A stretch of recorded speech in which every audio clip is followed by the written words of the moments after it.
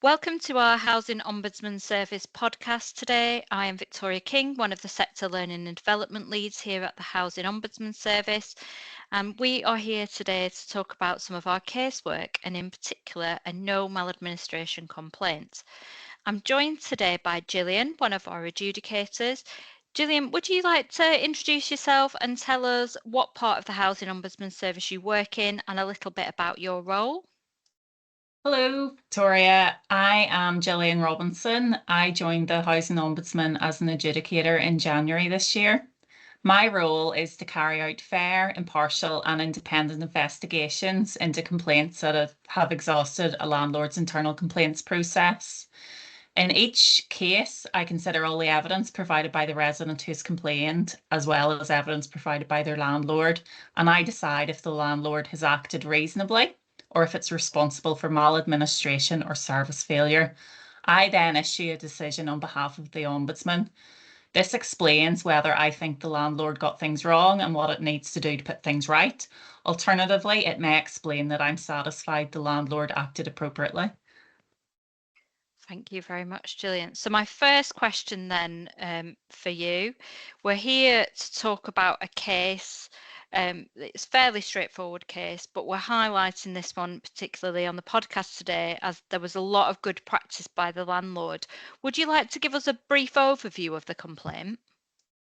Yes, so the landlord in this case was a charity who provide accommodation mostly for residents over the age of 60.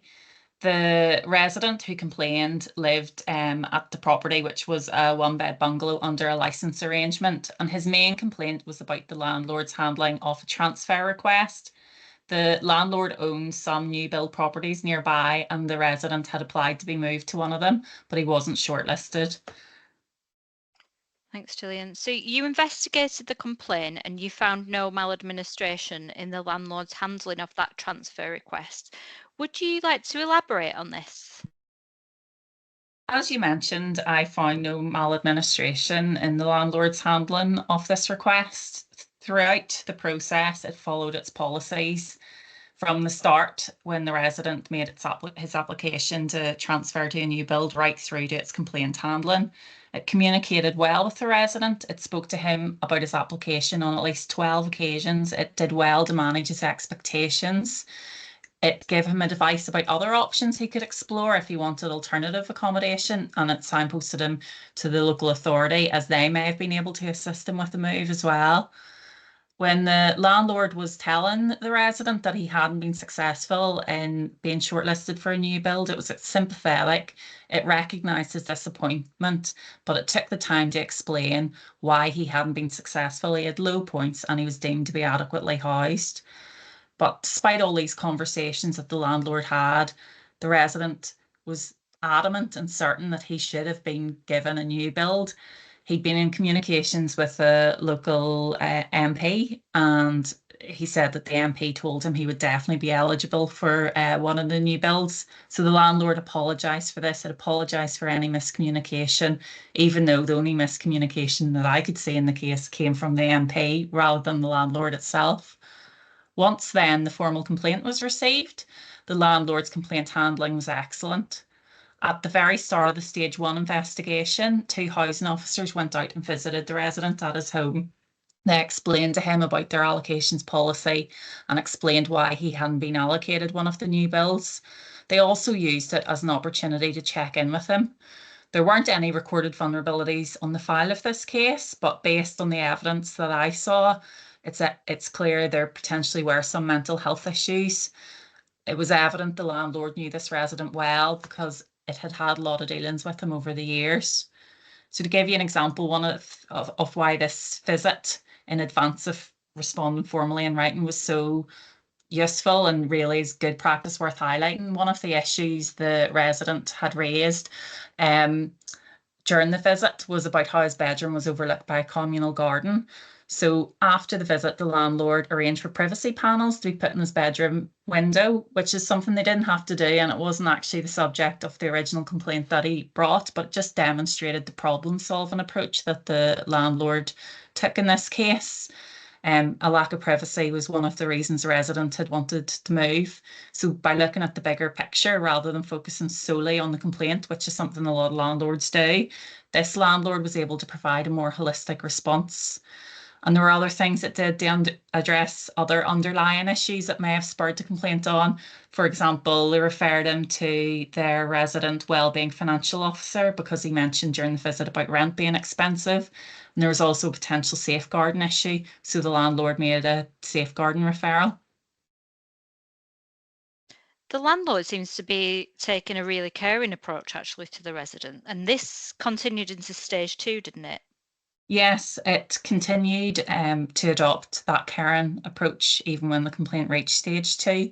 The complaint handler at stage 2 was the head of service and he spoke to the resident on the phone before issuing his formal written response. And in that formal written response, he referred to the conversation. He told the resident how much he enjoyed speaking to him. He complimented the resident on how good the garden was looking and he thanked him for helping to maintain it. The tone of the response was kind, as well as being a thorough response that addressed all aspects of the complaint. The cherry on the top then was after the stage 2 was issued, the resident remained unhappy and he demanded to speak to the chief executive. So the chief executive and a director went on a home visit to the resident and discussed a whole range of issues with him. And the chief executive followed that up in writing to thank him for accommodating them and welcoming them into his home. And the letter also summarised everything they'd discussed.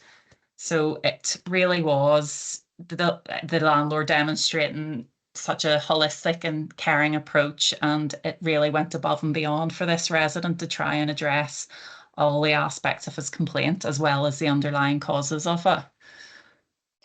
So, for other landlords who are listening to this podcast, could you just summarise the key good practice that the landlord did in this case, that they demonstrated in the case? Its communications were excellent. It knew there were vulnerabilities involved in the case. So throughout, from the initial transfer application throughout then the complaints process, it was in frequent communication with the resident. It took time to speak to him and understand why he's making the complaint and whether there was anything it could do to address the underlying causes. It gave him appropriate advice and support, and it meant it provided a resident-focused and holistic response. It's also worth flagging that procedurally, the landlord's record keeping was really good. It adhered to all its policies. It followed the Ombudsman's complaint handling code. Most landlords will be aware that the Ombudsman regularly cites 3 principles that are fundamental to effective dispute resolution. They're to be fair, put things right, and learn from outcomes. And in this case, the landlord's approach embodied what being fair means. It's not just about having in place and following fair processes. It's about looking at the person behind the complaint and understanding their circumstances and treating them fairly and with compassion. Well, thank you very much for your time today, Gillian, to discuss this case. It really has highlighted some of the good that's happening in the sector, particularly how the landlord, and there's some really good examples there of how a landlord can adopt that holistic approach for caring for the residents. So thank you very much for your time today, Gillian. Thank you.